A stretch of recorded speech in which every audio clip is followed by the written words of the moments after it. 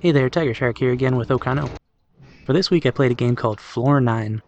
It's another take on the Spot the Anomaly game type that I've been seeing a lot lately. This is the first one I've actually played, although I've watched some playthroughs on other YouTubers' channels like IGP and Manly Badass Hero. This one more or less just follows the formula: walk into the room, take pictures of the anomalies, leave the room. If you got them all, then you go down one floor, and if not, then you go back to Floor 9. The goal is to get to the bottom. And hey, they even got some footage of me editing videos. I played through twice to see as many anomalies as I could, but I'm sure there are some I didn't see since I didn't feel like playing a third time. One thing I've noticed about these games is that some of them can be a bit more subtle than others. I personally think that makes for a more fun experience.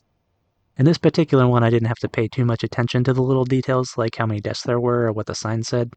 I feel like that adds a bit more challenge and makes the gameplay a little more involved. Anyway, turns out I don't have a whole lot to say here. I will say this though. This is not intended as a criticism, it's just an observation. When one game becomes popular, a lot of others try to copy the success. This isn't necessarily a bad thing. If the developers of Lies of P hadn't copied the Dark Souls formula, then one of my favorite games of all time wouldn't exist.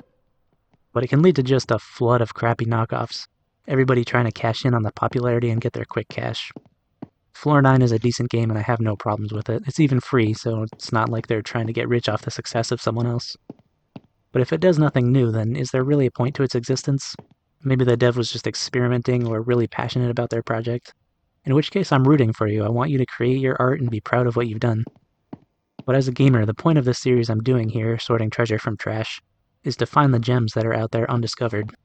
Indie developers can really push the boundaries of what you can do with video games without the pressure of corporations or publishers trying to make you make something safe, just whatever has been selling, or push your product out before it's finished.